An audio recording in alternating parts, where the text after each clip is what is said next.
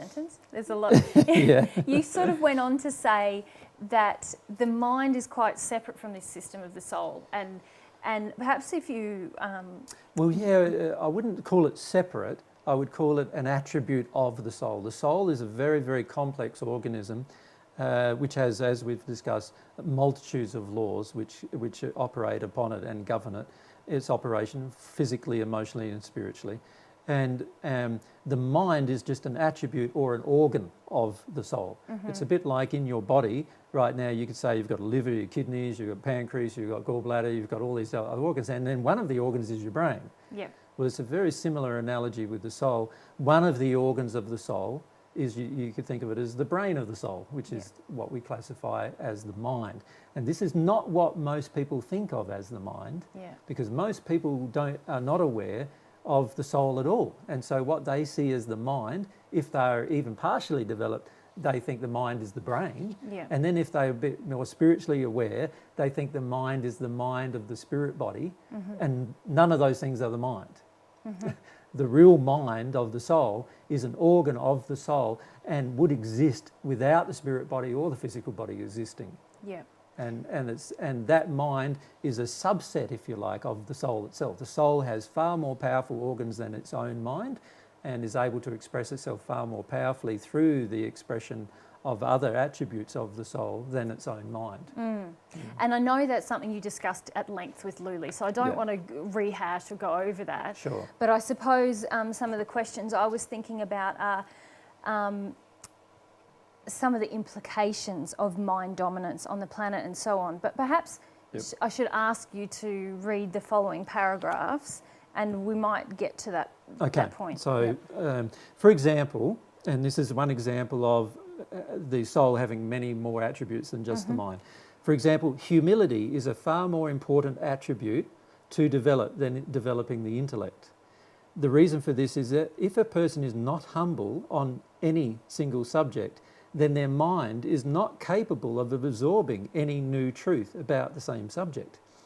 The mind that is not driven by humility that exists in the soul is always in opposition or disagreement with what is often logically obvious to a humble person. Mm-hmm. In addition, without humility in the soul, the mind will be driven to defend its own position, even when that position is obviously out of harmony with love, logic and truth. Yeah. So what I'm basically saying there is that the human soul attribute of humility is far more important to develop than the attribute of the intellect. Because without humility, the intellect can't actually be developed at all. Yeah. So in other words, humility must come before developing the intellect in a certain endeavour. So unless you're, for example, let's say you wanted to pick up a musical instrument. Unless you're humble to the fact that you don't know how to play it at the start and that you need to go to somebody who will teach you or read a book who will teach you or at least learn using some method, usually it comes from some other source other than yourself, and you're humble enough to actually go through that process, then it's highly unlikely you'll be able to learn very much with regard to that musical instrument. Now, of course, many people who are prodigies are actually humble with spirit interaction, and so a spirit teaches them everything they need to know, but it's the same process, it's still the same process. Somebody had to be humble enough to absorb that information and therefore act upon it before they could actually learn the information itself and take the actions needed to learn how to play a musical instrument. And the same applies to every single form of endeavour that you could ever think of. Mm. Yeah.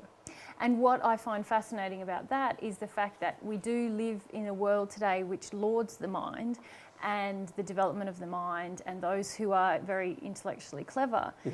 And yet we don't, when we neglect other really important attributes of our soul, we actually stunt the growth of our mind. And so we can also set ourselves up for a lot of disappointment by trying to use our mind and to grow and learn when we haven't developed other qualities that would make that process a lot easier and actually ensure our success. Correct. Yeah. So it's a very important factor about understanding that the soul has these other attributes, not just the intellect or the mind part of the soul, but the soul has other attributes which are far more logical to develop first, actually, than the mind itself is to develop. Yes. Yeah. And what I feel is happening a lot on Earth today is that most people focus on the development of their intellect and do not focus on the development of these far more important aspects of the soul. And as a result, the intellect is severely disabled. Yep. And this is how we come up with disabled thinking. Like the whole thinking that if you attack me, then that gives me the right to attack you is disabled thinking. Yeah. If we were connected with our soul and we connected to love and humility, we would go, wow, that's a pretty illogical thing, because if I attack you, I hit you in the face or something, and you decide you're going to get out a knife and attack me, and sooner or later one of us is going to escalate this attack right the way through to our death, and it was a pretty pointless process after that. Yeah. And this obviously is very illogical. Yeah. Obviously very illogical, and yet and there are many people on earth today who would swear with all of their might, including die, for their right to attack another person for what they've done to them. Yeah. And that obviously is out of harmony with true logic, but many people think it's logical. Yeah. And that's because there are other aspects of their soul other than their intellect that are severely lacking in development. Yeah. Okay. So do you want me to read the next continue. one? Yep. Another example is love. Love is a far more important attribute to develop than developing the intellect. The mind is also not capable of experiencing the feelings of love. The mind is totally incapable of understanding some of the workings of the universe without the soul understanding love, both natural love coming from within the human and divine love coming from God's soul. It matters not how much is discussed with such a mind. The soul attached to the mind will not have the capacity to understand the truth about how the universe actually works without the soul receiving divine love from God. The mind will not have the capacity to understand natural love without the soul having developed its own natural love to some degree. Yeah, so this is another example of how there are attributes in the soul that are far more important to develop than the intellect itself. And in fact, what happens, and what we've found happens through our own experience, is that the more humble you are and the more loving you become, the more you understand. So interestingly, if you develop some aspects of the soul other than the intellect automatically is developed as a byproduct of the development in these other areas. And this is because the soul itself is dominant over the intellect, over the mind. Yeah. And some qualities of the soul, or some aspects of the soul, such as humility and love, when we develop those, it actually improves the function of many of the other aspects of the soul. Correct. Whereas including the mind. Including the mind, yeah. Whereas if we focus on the mind, we can focus and try, but as you've just said, unless we're working on these other things, it's limited. Yes. Whereas if we focus on humility and love, as we grow them, we're not limiting any other part. In fact, we're enabling the other functions of the soul. And not only are we enabling them, we're enabling them to grow more rapidly. So in other words, we have a stronger ability intellectually to absorb new information even once we develop other aspects of the soul. What I notice quite strongly in particular is that if a person is not humble or does not have love, it is very, very difficult for them to intellectually understand some concepts, and it's very, very difficult for them to display logic in most of their life. And this is because of the effect of the soul's development in other areas other than the intellect, and how it has an impact upon the intellect. The intellect, if you like, is the what you would classify as the effect of the causal change that occurs within the soul in other areas. So a person's intellect improves in its function once other areas of the soul improve in their function. And it's fascinating to consider people who've made great intellectual discoveries. Well, all of them that I can think of at the moment started out as very humble. and also develop themselves in other areas such as music. They weren't limited simply to... They were very focused on desire, which is an aspect of the soul. And the fact that they didn't know and they needed to discover something, which is humble in itself. And they were always learning, so they were humble to learning. They Yep. wanted to experiment a lot, which Yep. is an indication of a humble soul. Yep. A person who doesn't experiment is not generally a very humble person. Yes, Yep. yes. And so many of the people who we know have really made huge intellectual discoveries in our Yeah. history had those attributes. Correct. Sometimes we see, though, that after making that discovery, they lose some humility. And therefore lose the attributes of further discovery. Yes. Which is an interesting thing. There are other impediments that start developing within the soul to learning. Yeah. And one of the major impediments is a lack of humility. Yeah. And as that develops, there is an impediment to absorbing new information, Yeah. an impediment to becoming more loving, Yeah. and as a result, their understanding of other information that they have not yet discovered is limited. Yeah. So usually you find people who have discoveries, and then they get to a point, usually as a bit in their older age, usually it is, where they don't actually make many new discoveries. Mm-hmm. And that's usually because of the growing lack of humility that occurs. Now, there are some people historically who haven't been like that so much, and who, you know, they were humble through the entire process, and as a result, they made discoveries most of their life. And that is the subsequent result of this same law in operation. Yeah, yeah. Yep. Okay, if you're happy to continue? Sure. If you perhaps read the next two paragraphs. Sure. Yep. As such, the mind by itself is incapable of determining, absorbing, or understanding all of the divine truths of the universe, without the other attributes or characteristics of the soul being engaged along with and controlling the mind's processes. If any person elects to just listen to the truth with their mind, they will never become at one with God, nor will they ever actually understand or be able to automatically practice the divine truth in their daily life, nor can they ever be automatically loving in all circumstances and conditions. The mind by itself, or influenced by a soul in error with regard to love, can be completely irrational and illogical, while at the same time believing itself to be completely sane, rational and logical. Yeah. Ain't that the truth? It is. And we've kind of touched on that already, but Yeah. I brought an example with me, and it comes from an email that I received recently. Sure. And this is from someone who believes themselves to be very rational and logical. Yes. And I just thought perhaps I'd read a few of their statements. Sure. And we can just show how illogical someone who thinks they're quite logical can be. Yes. Yep. And I would certainly put And this is a person who's listened to Divine Truth for 6 years or so. Yeah, Yep. yeah. So this person's saying, I need to work through the feeling that if 90% of a teacher's class, and this is with reference to yourself, Yes. isn't progressing after years of trying, then at least some of this must reflect on the quality of the teaching. Already there's an illogical statement, because it's also possible, from a logical perspective, that they think they're trying when they're not actually trying. Yes. That's also possible. Yes. Yes. But that's not stated, of course. No. No. And Sorry. that's all right. That's all right. If we just continue the... Yeah.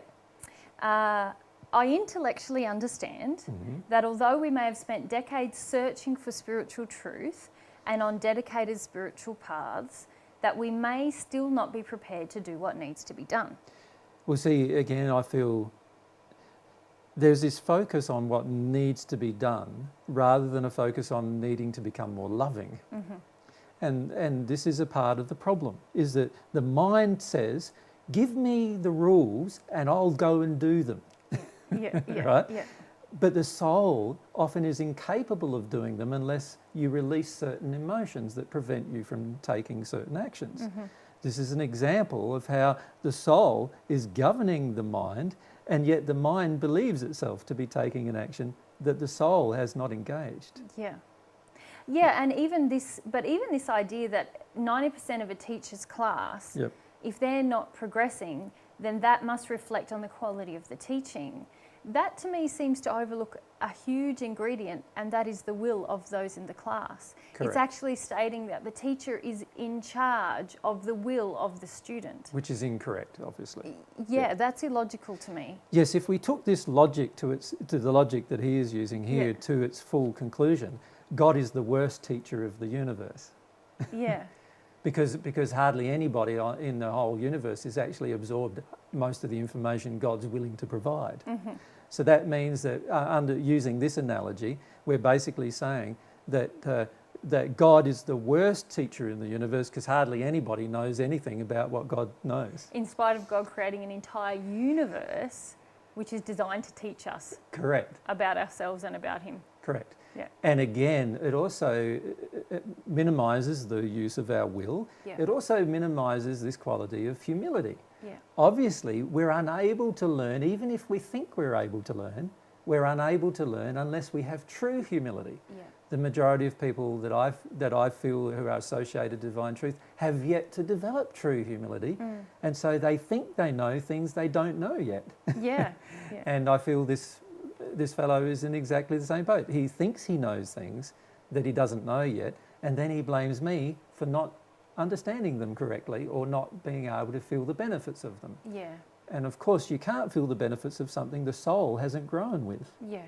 So, sure, he says he understands intellectually, and I feel those two words should never be placed together. Yeah. Yeah. Yeah. And the reason why I feel that is because when we say to ourselves, I understand intellectually something, but really we don't even understand it intellectually.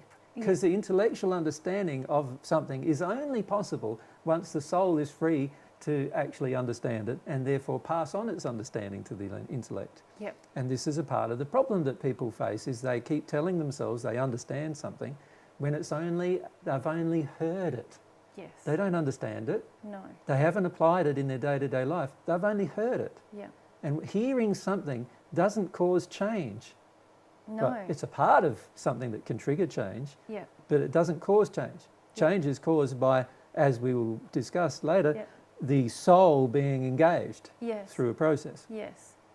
And I suppose what struck me between the eyes was a person was saying to me, and they say later in their message to me, that they are quite logical, or they refer to their logic Yep. and rationalising. Yeah, and but being logic, every being statement rational. we've read so far is illogical. That's Yes, the irony. Yes, and to me, I suppose it struck me that someone who has attended 6 years of lectures which speak about the very things that you spoke of, about the necessity for the soul to be engaged and the necessity for the will to be engaged, and the fact that you will never attempt to coerce the will of a student, if you want to Correct. call it a student, Or force the then- will of a student, or or force- coerce, or manipulate, or anything. or egg on, because the yeah. whole point is for each student to engage their will Correct. with God and not with you. Correct. So then I can't see how they can see that it's a logical statement to say then, if 90% of them aren't doing that, that's your fault. Correct. When in Because fact I'm doing it. Yes. And if somebody follows the teachings that I'm given, then they'll probably finish up doing it if Yeah. they really follow it in their soul. Yes. But Yeah. see, this is the trouble: is most people will think they're following it, but they've only heard it. Yeah. They haven't followed it yet. Yeah. And they only try to take actions without there being any soul-based change. Yeah. And what we're trying to do in this particular session is explain to people why they are stagnant. Yes. The reason why they're stagnant, and in fact the reason why this man is stagnant, is for this exact reason. He Yeah. does not understand how the soul works, and as a result he has yet to engage the soul's operations, Yeah. and as a result he can't practice divine truth even though he thinks he wants to. Yeah. Yeah.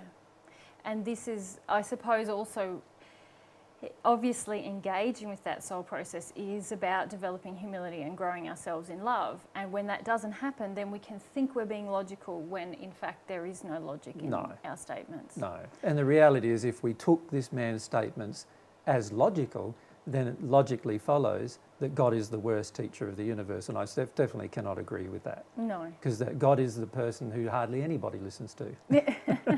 And hardly anybody follows what God suggests. Yeah. Yeah. And I would certainly not then say that God is the worst teacher of the universe as a result. Well, even because we know God has created not just a class or a classroom or a lecture, an entire universe that is universes. to teach. Universes, and that any person within it, regardless of their age, their race, even their intellect, can begin to learn about God without anyone else being around them. Correct. Now, to me, that's a pretty awesome teacher. Yeah. But if we begin to measure the value of teachers based on the will of their students, to me, that's not logical. Yeah. I just can't understand how that's logical. Yeah. And let's look at the way teaching occurs on the planet. Generally, the way teaching occurs on the planet is that it only occurs when there is a goal at the end. And this is where I feel a lot of people struggle with divine truth too, because there is no real end goal. It's infinite progression that is the goal. So therefore, you'll always be changing. Whereas what most people are used to is have a 2 or 3 year class and then they get a certificate, and that's the whole reason why they did it in the first place. Yes. In other words, they did it for an addictive reason. They wanted a result at the end that they could conceive, and they only did it for that purpose. And the reality is, if we are taking that approach with divine truth, we're never going to learn it, because it has to be driven by a desire for the relationship with God, rather than a desire for any end goal other than that we might achieve. And as a result, there's no addictions that are ever going to be fed through the process. Yeah, and humility is the state of embracing constant learning, constant receipt of new truth from God, from those around us, learning from everything around us. It's saying, living in a state of humility, which is a significant part of the way. And most people have yet to understand what that means. Well, but it does mean we are perpetually saying, I want more knowledge, I don't have it all. Yes. Yes. So as soon as we get into this... But it's not just more knowledge. You see, and this is where we've got to be careful. Yes. We're not... See, this is where people like this man who have focused their life on the absorption of more intellectual knowledge really struggle with divine truth. Yeah. They believe that they have spiritual development because their mind tells them so. But the reality is true spiritual development is about love. Yeah. This is... how the soul functions is all about love. It's not about the intellect. And so you can tell yourself things with your intellect that have no bearing whatsoever on the true condition of your soul. Yeah. And it's only its development in love that is going to cause any change. And unless you're willing to develop your soul in love, either natural love or God's love, your soul will not change. And it doesn't matter how good the teacher is. You will not do it because of your own resistance and other issues that we need to discuss about how the soul functions. Yeah, I suppose I feel now that any knowledge is not real unless it is in the soul. Correct. It's just, that's what I mean by it's just a wanting more thought. knowledge. It's not. It's just something we've heard. Yeah. It means nothing, actually. And it has no impact or bearing generally on our lives either, if we've just heard it. Yeah. I have about 6 years of university education, and I often used to joke about the things that I've learnt and forgotten are amazing. You know, I've learnt and forgotten a lot of things, which shows that I didn't receive it in the soul. In the soul, I was just memorising and regurgitating. And correct. Yeah. Because once you really learn something, it's in your soul permanently. You never lose it. Yeah. You know, it never goes away. And if it's truth, divine truth, it never goes away. Yeah. If it's error mixed with truth, then obviously it's refined. Yeah. But yeah, if you truly learn something in your soul, it never really goes away. Yeah. Okay, thank you for that. So you can't lose your memory of it. Yeah. Well, and you know, professionally, you also know that the things that you have experience with, and this is why I think a lot of people criticise university education, because you do a lot of theory before practice a lot of times.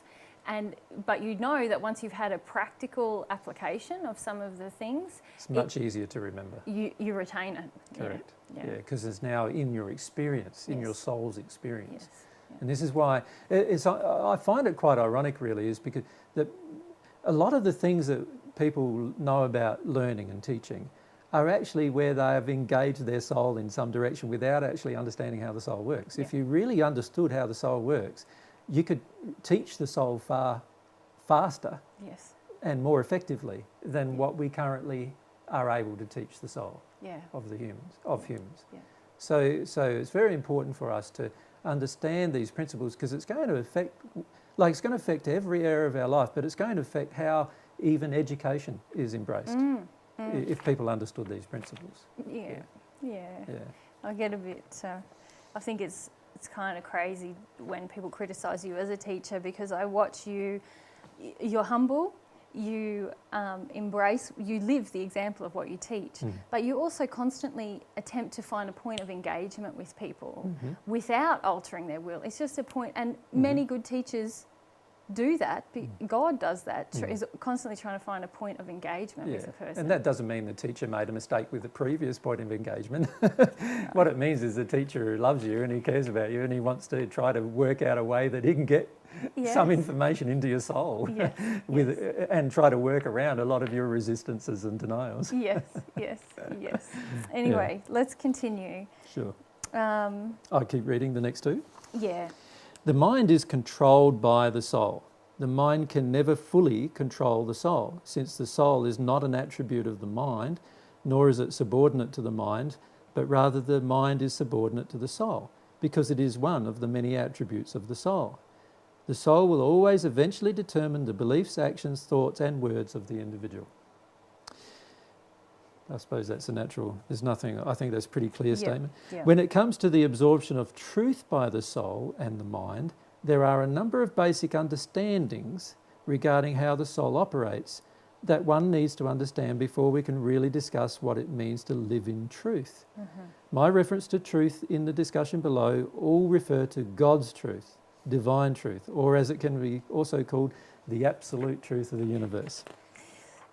All right, so that's your preamble that you wrote before we go on to discuss the different ways that the human soul functions, the different principles. Yes. I suppose some of the questions I had just rising from that, and you've covered a lot. We've covered a lot of what we were going to talk about, but let's answer the rest of those questions. And I think there's two more, isn't it, that you had down there.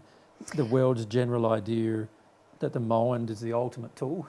Yes, for experiencing the world. Yeah. And this is a problem, obviously, because it's not based in reality.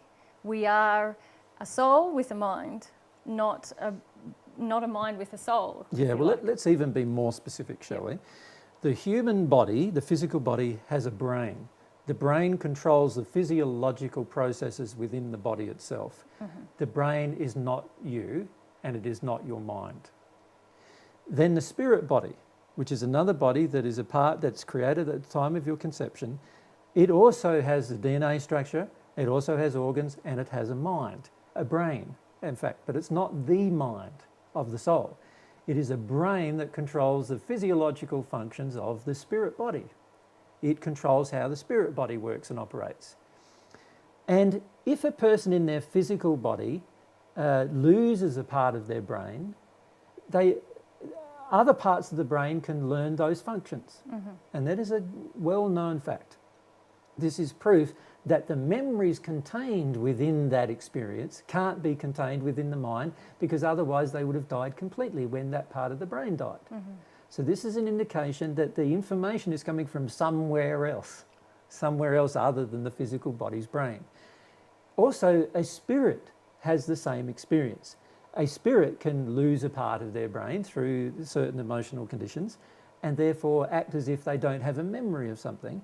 But once they recover their operation through some emotions, they deal with some emotions, that part of the brain fires up again, and as a result, the memories get passed from the soul to that part of the brain.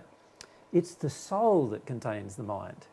So we need to be very specific about this. The physical body's brain is not the mind. The spirit body's brain is not the mind.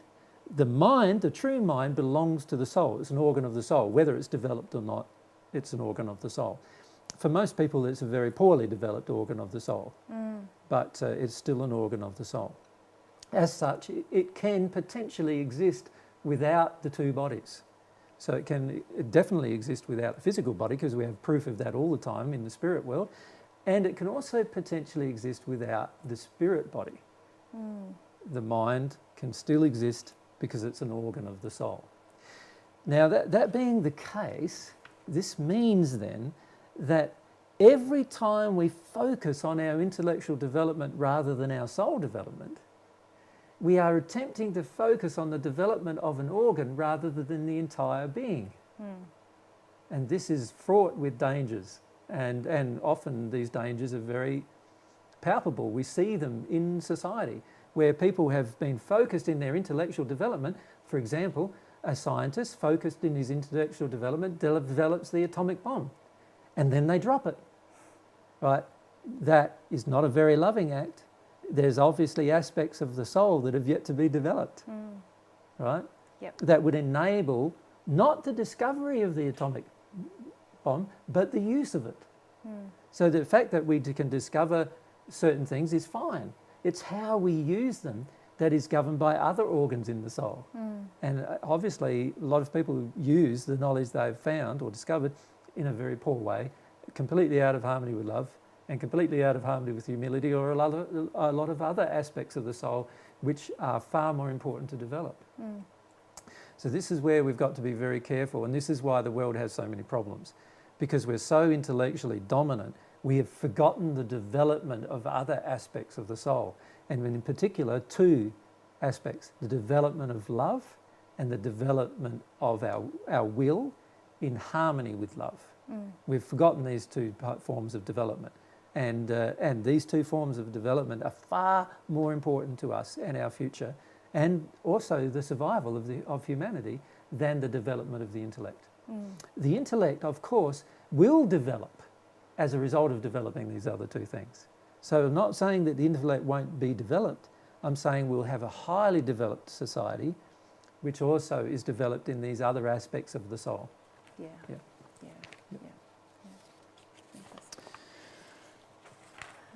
And then we had a third question, didn't we, about people believing they're logical. And I think we've sort of answered that, haven't we? But I wanted to talk about the flow of information in that with regard to logic. You see, oftentimes we sort of think we're logical, but we don't know the emotions that are governing this kind of logic that we're exhibiting.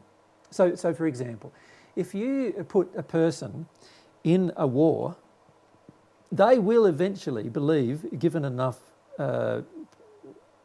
problems and trauma, they will often eventually believe that it's okay to kill other people under certain circumstances. Whether it's okay to defend yourself by killing another person, or it's okay to defend your wife or your children by killing another person, they'll eventually generally believe that, given today's society. Now, they believe that because of a feeling in their soul that is not logical at all. But the soul, because it's open to this feeling, allows that thought to pass through and therefore distort the logic of the individual. Because it makes no sense. If I kill you, then sooner or later someone with you, around you with the same belief is going to want to kill me. And if I kill more of you, more of your family, then they'll probably want to kill more of my family. Eventually this will escalate, turn into a national war, and eventually become even worse. And in this last century just past, we had world wars governed by that particular concept. Yep. And as Ghandi said, you know, eye for an eye makes the whole world blind. There's the demonstration of true logic. Yeah. What he said was a demonstration of true logic. Now, why did he have that logic when the average person on the earth has a completely different logic? He had that logic because he had more love in his soul. And this love in his soul governed, he could see very clearly that the logic that other people were using wasn't logical at all. It was completely illogical. Yeah. It made no sense whatsoever for the long-term survival of the human race. And so he could see that very clearly because he had more love in his soul. And this is an example of how when you've got more love in your soul, or your soul is further developed, you get to see things logically completely different completely differently to how other people see them. Yeah. And the reason for this is that when there is an emotion in the soul, only certain types of information are allowed to pass in the mind of the individual connected to of that soul, of that individual. So if I have a feeling in my soul that preservation of myself at all costs is justified, then my mind will logically assume from that particular feeling that I can defend myself to the point of killing somebody else. Yeah, so basically you're saying that our logic is based upon what we believe is true. Correct. And when there are false beliefs or errors within what we believe to be truth, and we base our reasoning upon those things, our logic will actually become very illogical. Very illogical. And in fact, even irrational and sometimes even psychotic. Yeah. That's how bad it can become. Yeah. And yet we think that it's logical. Yeah. Right? So this is a big problem that people need to understand, I feel. The flow of information from the soul to the mind and inside the mind through the intellect into our expression is completely governed by the feelings and belief systems that are inside of the soul at any one point in time. It's not governed by logic. Yeah. Yeah. What I would classify as true logic, because true logic is always in harmony with love, always in harmony with truth, always in harmony with humility, and always in harmony with many other qualities that are like that, harmony with ethics and those kind of qualities. Most people don't have true logic. I've met, very intellectually developed people who I would consider to be almost totally illogical when it comes to certain reasonings and arguments. And you can reason with them, and once you reason with them on those particular subjects that they're illogical, they get angry. They get angry, they get critical, not only just critical, but they become violently abusive with their rage. And that's all because they know they're being illogical. And they know that the logic that's being presented to them is confronting certain emotions inside of them that cause them to respond that way. Isn't it because that the emotions, the error-based emotions are being challenged through the expression of logic? Correct. And because there's a fear of those things, then there's a resistance placed up to that. Yeah, that's right. Yeah. So I feel it's very important to say that any soul-based emotions and beliefs that are out of harmony with the laws of love, there's going to be a resistance to the flow of true logical information coming into our mind. Yeah. And as a result of that, we are going to think we're logical when we're totally illogical. And we'll make no sense at all. And we believe we're making sense. Yeah. That's the trouble. Yeah. We believe we're making sense when we're making no logical sense at all if we analyse all of the factors. Yeah. So with the example you gave before of the man who made the statement about my teaching, he hadn't thought that if he took that logical argument to its full conclusion, that he's really saying that God is the worst teacher in the universe. Yeah. He hasn't thought through this so-called logical argument that he has. And therefore, the argument is not logical. It is driven by his emotions. And let's talk about some of the emotions that are driving it. The emotions that are driving are his own resistance to feelings, his own resistance to emotions, his belief that other people have a problem before he does, in other words, his own arrogance and his lack of humility. These are all the emotions in his soul that are driving that thought. Yeah. Because if he thought in a far more humble and loving manner, he'd see that God, who's the best teacher in the universe, has hardly any connection to most of the people on this planet, right, in comparison to what's possible, and that is because of the resistance of the individual and the use of their will. Yeah. And why could that also not apply to my teaching others? Yeah. He would automatically see that. Yeah. So it seems very clear that our understanding of what is logical is based on what we believe to be truth. Yes. And if we are wrong in what we believe to be true, then we cannot be logical, because our mind or our intellect is only functioning with what the soul is saying is truth. And let's be more definite about it. If we are wrong from God's perspective, because that's really the perspective we're looking at here. If we're wrong from God's perspective, even though we're right from our own, we will not be logical. Yeah. In fact, it's impossible for us to be so. Yeah. And this is why humankind many very intellectually developed people on this planet make very unwise choices and decisions. Yeah. And the main reason why is because they have not developed these other aspects of their soul that are more important to develop than their intellect. And as that message that I received went on, that man began to make what he felt were more logical assumptions about your action and behaviour, and you're predicting your future actions even based on things that were not truth from God's perspective. Correct. And so we're not even indicative of what you were doing, what you were thinking, or what you were going to do. Or what I will do. Yeah. Yes, exactly. He's making a lot of presumptions and assumptions based on his own illogical argument. And that's not my logical argument. Yeah. My logical argument is more encompassing love and truth, and therefore I will not take the actions that he thinks I will in the future. Yeah. Okay.